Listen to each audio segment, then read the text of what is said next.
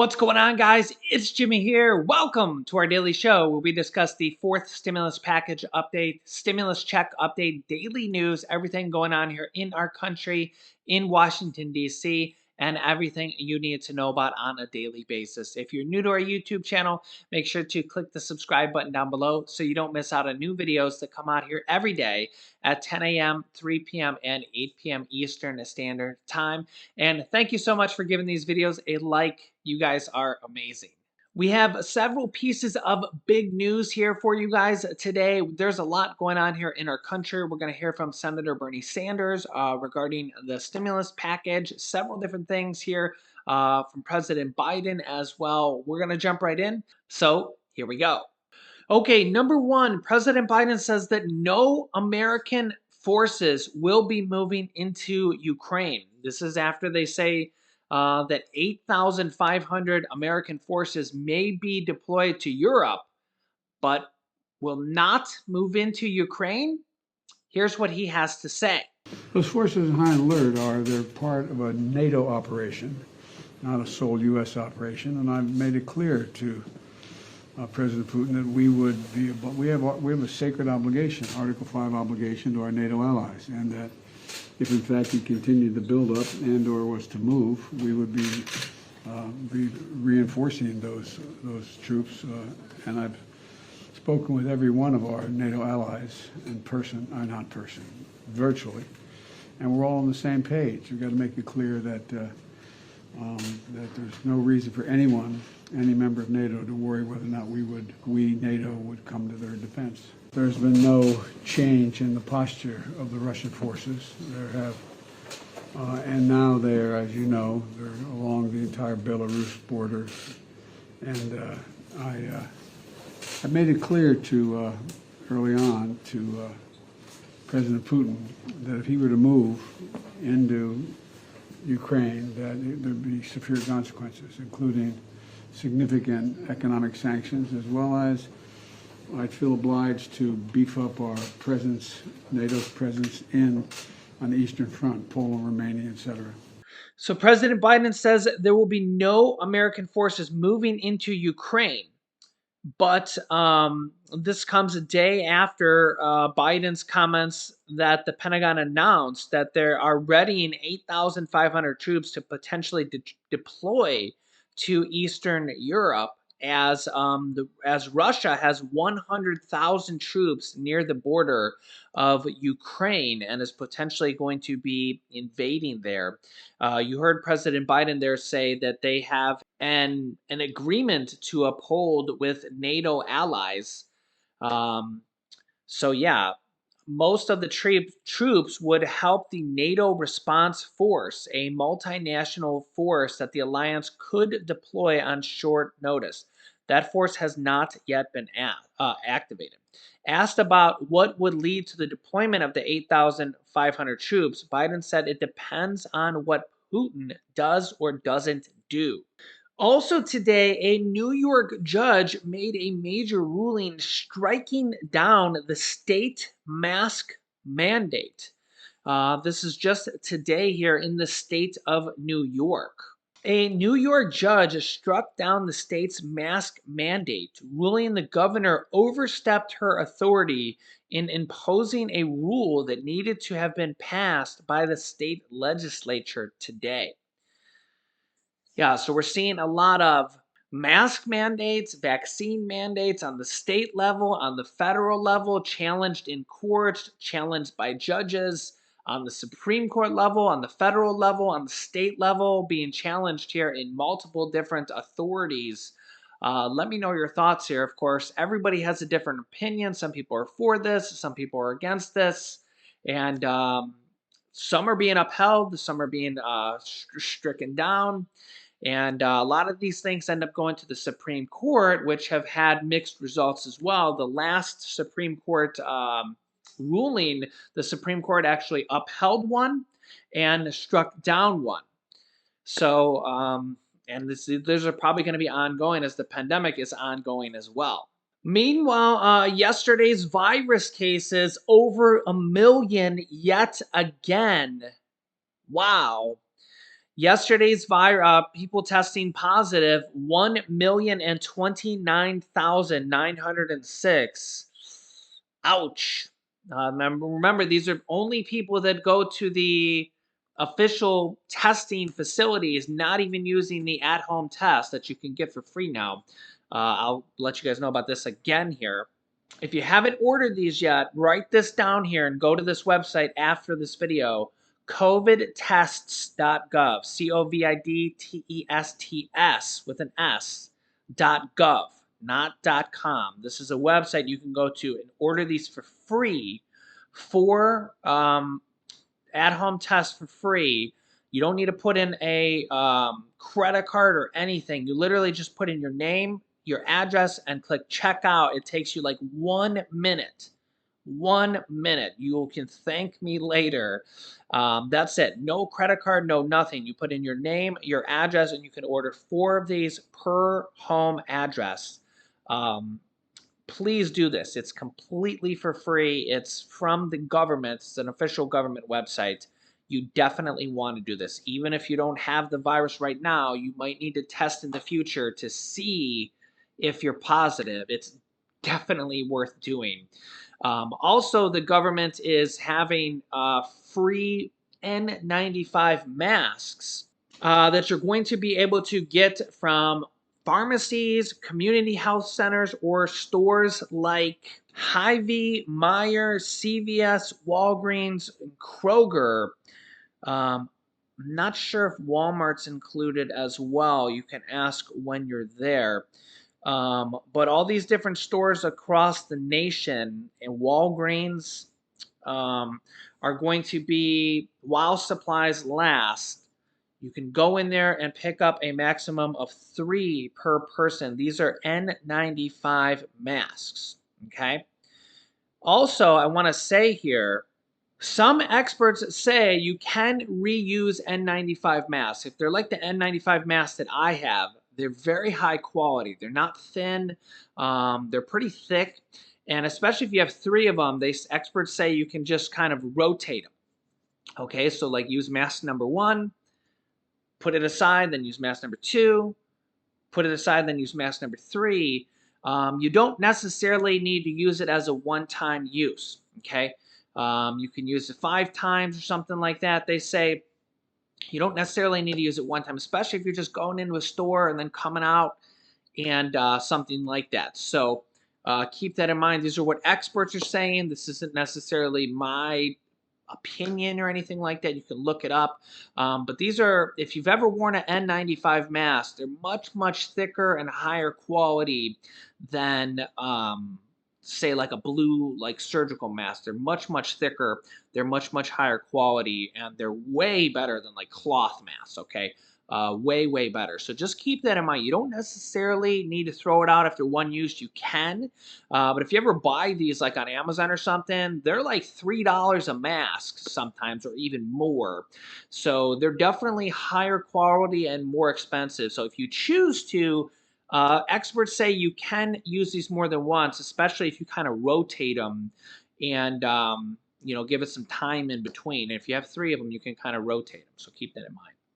And next up here is Senator Bernie Sanders with more thoughts on the stimulus package, the Build Back Better package, and stimulus provisions. Here we go. And remember that Senator Bernie Sanders is the Senate Budget Chairman. He's the person in charge of the reconciliation process, the process that they hope to pass the Build Back Better package through with just 50 votes and pass this stimulus package through. He's also the person largely considered in charge of the Build Back Better package besides President Biden. And joining me now is the independent progressive senator of Vermont, Bernie Sanders. Senator Sanders, welcome back to Meet the Press, sir. Good to be with you, Tom. Let me just start. Give me your take about why the president and the Democratic Party are in this precarious political situation right now at the start of the second year of the presidency. I will tell you why. I'll tell you exactly why. I think the president and the Democratic Congress started off very, very strongly.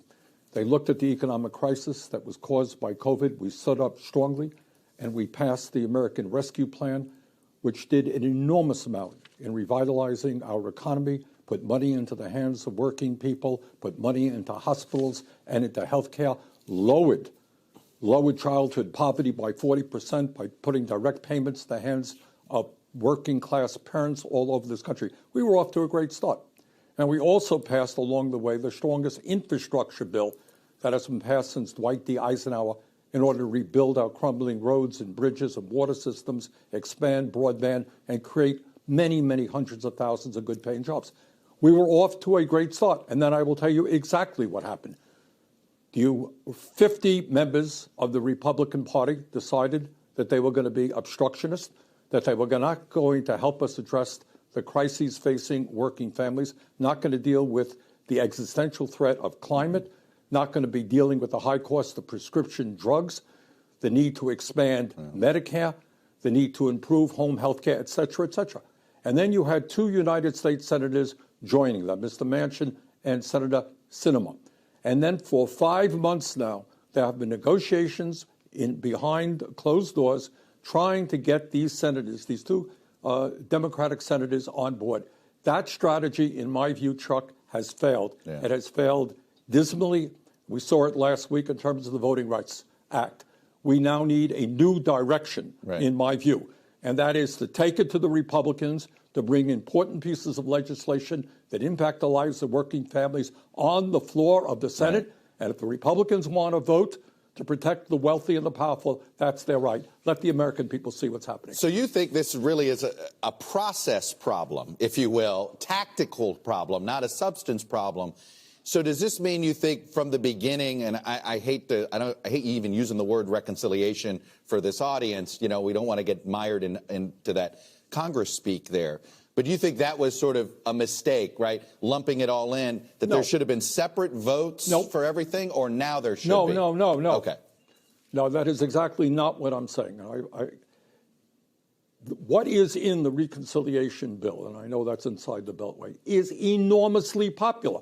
It's what 70, 80% of the American people, NBC should do a poll, find out whether the American people want us to take on the greed of the drug companies and lower the cost of prescription drugs. Ask people whether they want to expand Medicare to cover dental, hearing, and eyeglasses. Ask people whether they want to improve home health care, whether we want to deal with climate change. All of those pieces of legislation are enormously popular. The bill itself in its entirety, and the president deserves credit for looking at the real problems facing this country. But what we had is obstructionism from 50 Republicans to Democrats. What we have got to do now is take the issues to the American people. And if the Republicans want to vote against lowering the cost of prescription drugs, they want to continue to give tax breaks to the rich, let them vote that way. Let the American people see what's happening. And then we can come together after these votes to put together the strongest bill that we can. So I was just going to say, let me play for you something that Ro Khanna, a progressive House member, represents Silicon Valley, what he said about climate and Joe Manchin. And I'm curious what you think of this. Give him the pen, let him come up with something. I think he's going to come up with something that is going to be extraordinarily much better than nothing on climate. Are you okay with that strategy now, or do you want to go through the votes first, and then you're like, okay, if all I can get is what I can get from Manchin, I'll take it? Look, as a tactical issue, you have been around long enough to know that funny things happen when a bill gets to the floor. Clearly, we have got to deal with the enormous crisis of climate. Let's put a strong bill on the floor.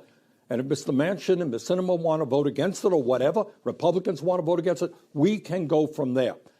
But what we cannot continue to do, in my view, is these endless backroom negotiations. The American people have got to see where we are. And after that happens, we'll do the best that we possibly can. Do you think, though, it's been healthy for the Democratic Party to highlight the division in the party? You look at Senator Sinema.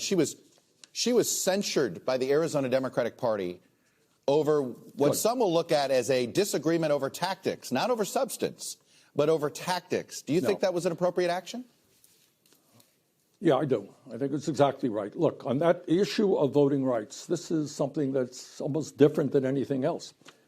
What that is that right now you have a Republican Party under Trump's leadership that is perpetuating this big lie that Trump actually won the election And therefore, you have 19 Republican states that are moving very aggressively into voter suppression, into extreme gerrymandering. Some of these states are doing away with the powers of independent election officials. They are moving in a very, very anti-democratic way. And it was absolutely imperative that we change the rules so that we could pass strong voting rights legislation.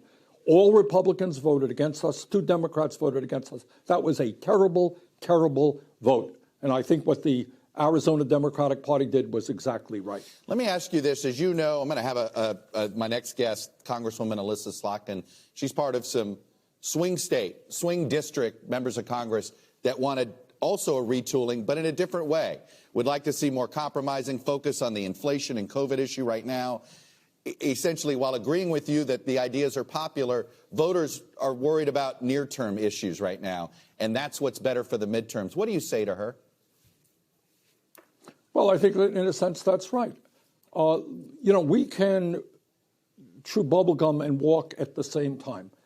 And my own view, if you want to do things that are important and are politically effective, what you got to do is talk to where the American people are. They want action on COVID. That is exactly right. Let's do it. They want action on prescription drugs. They want action on home health care. They want action on climate. We have got to revitalize the Senate. We've got to bring these bills to the floor. We've got to debate them. And I think at the end of that debate, when we see how things shake out, we can then pass strong legislation which will help all Democratic candidates, because you have a Republican Party right now which is playing the obstructionist role. They stand for nothing except for wanting to cut Social Security, Medicare, and Medicaid. Very quickly, as perhaps the leading progressive voice in the Democratic coalition, can President Biden count on your vote in the Senate with almost any compromise he comes up with Manchin? No, you got to look at, no, absolutely not. You're going to have to look at what that so-called compromise is. If it's strong, if it protects the needs of working people, if it deals with climate, I'm there. But we have to look at the details of any proposal. All right. Senator Bernie Sanders, the progressive independent senator from Vermont, appreciate you coming on and sharing your perspective. So let me know your thoughts on everything. I will keep you up to date here with everything going on here in our country, in Washington, D.C., and everything you need to know about. So make sure to click the subscribe button down below if you haven't yet. New videos come out here every day at 10 a.m., 3 p.m., and 8 p.m. Eastern Standard Time. You can click here to watch my newest video next. And you can click here to see how you can claim a $4,000 to $8,000 set of stimulus money on your tax return. So click on one of those videos next. Thanks for watching, guys, and I will see you in the next video.